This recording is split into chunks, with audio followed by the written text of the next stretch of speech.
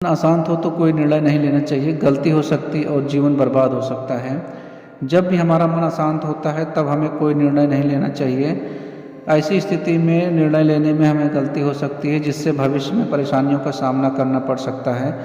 मन शांत होने की प्रतीक्षा करें और इसके बाद ही कोई निर्णय लें। अशांत मन के संबंध में गौतम बुद्ध का एक प्रसंग प्रचलित है, जानिए इस प्रसंग से।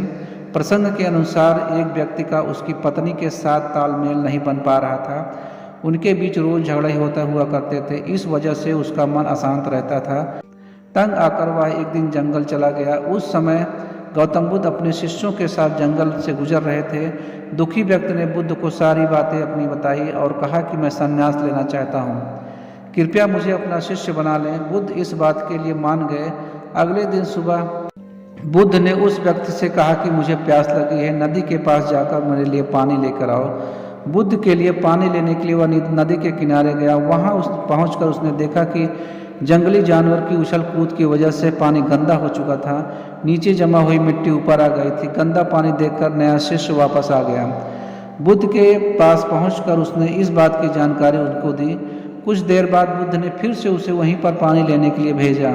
इस बार नदी के किनारे पहुंचकर उसने देखा कि नदी का पानी एकदम साफ था। नदी की गंदगी नीचे बैठ चुकी थी। यह देखकर वह हैरान था।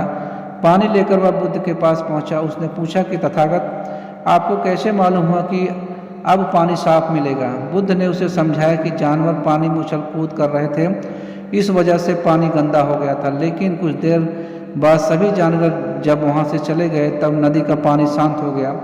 धीरे धीरे पूरी गंदगी नीचे। ठीक उसी तरह से जब हमारे जीवन में भी बहुत सी परेशानियां आती हैं तो हमारे मन की शांति भंग हो जाती है। ऐसी स्थिति में हम गलत निर्णय ले लेते हैं। हमें मन की उथल पुथल शांत होने का इंतजार करना चाहिए और धैर्य बनाकर रखना चाहिए।